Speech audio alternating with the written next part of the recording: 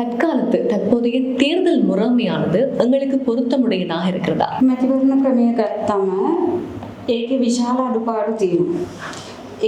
தேர்தல் முறைமை குறித்து நான் கதைக்கின்ற சந்தர்ப்பத்தில் உங்களுக்கு தெரியும், இது பல நீண்ட காலமாக பல குறைபாடுகளுடன் நிலவுகின்ற ஒரு முறைதான் இலங்கையிலே காணப்படுகின்றது. நீண்ட காலமாக குறிப்பிடக்கூடிய விடயம் தேர்தல் முறைமை மாற்றத்துக்கு உட்பட வேண்டும் என்ற அந்த கருத்து நிலவுகின்றது. உங்களுக்கு தெரியும், வாக்களித்தல் தொடர்பில் உண்மையிலே பல பிரயோக ரீதியான பிரச்சனைகள் காணப்படுகின்றது. அரச உத்தியோகத்தர்கள் அனைவருக்கும் இந்த தபால் மூல வாக்களிப்பு அல்லது அஞ்சல் மூல வாக்களிப்பு வழங்கப்படுவது கிடையாது. காரணம், தேர்தல் கடமைகளில் ஈடுபடுகின்ற உத்தியோகத்தர்களுக்கு மாத்திரம்தான் அந்த வாய்ப்பு வழங்கப்படுகின்றதாம். அதே போன்று அத்தியாவசிய சேவைகள் என்று நாங்கள் குறிப்பிடுகின்ற சில சேவைகளில் ஈடுபடுகின்றவர்களுக்கு இந்த அஞ்சல் மூல வாக்களிப்பு வழங்கப்படுவது கிடையாதாம். வைத்தியர்கள், தாதிமார்கள், அதே போன்று வைத்தியசாலை பணிக்குழாத்தினருக்கும் அதே போன்று தனியார் துறையில் இருக்கக்கூடியவர்களுக்கு விடுமுறை வழங்கப்படுவது கிடையாது. முதலீட்டு ஊக்குவிப்பு வலயங்கள் அல்லது இந்த ஆடை கை தொழிற்சாலைகளிலே கடமையாற்றுகின்ற அல்லது பணிக்கு அமர்த்தப்படுகின்ற அவர்கள் நீண்ட தொலைதூர பிரதேசங்களில் இருந்து அவர்கள் பணியாற்றுகின்றார்கள். அவர்களுக்கு அந்த வாய்ப்பு வழங்கப்படுவது கிடையாது.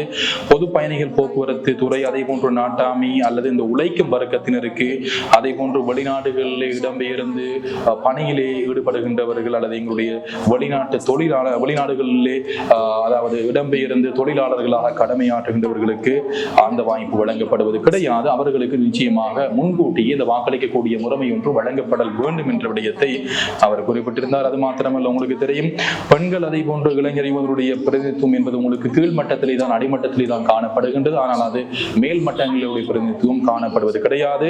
எனவே கோட்டா அல்லது உங்களுக்கு தெரியும் பங்கு முறைமை ஒன்று ஏற்படுத்தப்பட வேண்டும்.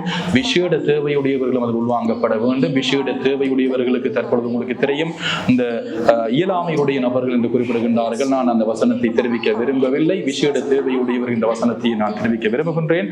அதே போன்று உங்களுக்கு தெரியும் இந்த இடம்பெயர்வு தொடர்பான பாலின தொடர்புகளை பேணக்கூடியவர் இருக்கின்றார்கள்.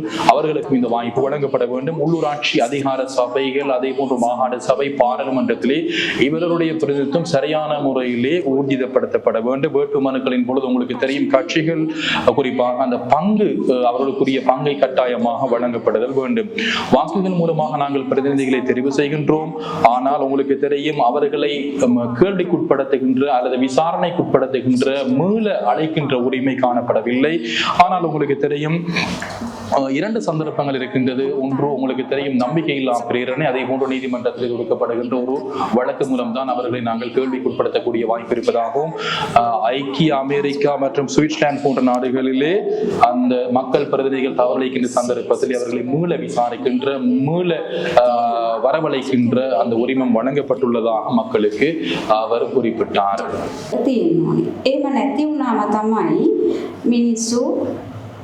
ජනතා නියෝජිතයන්ට විරුද්ධව පාරට ගන්න උත්සාහ කරනවා.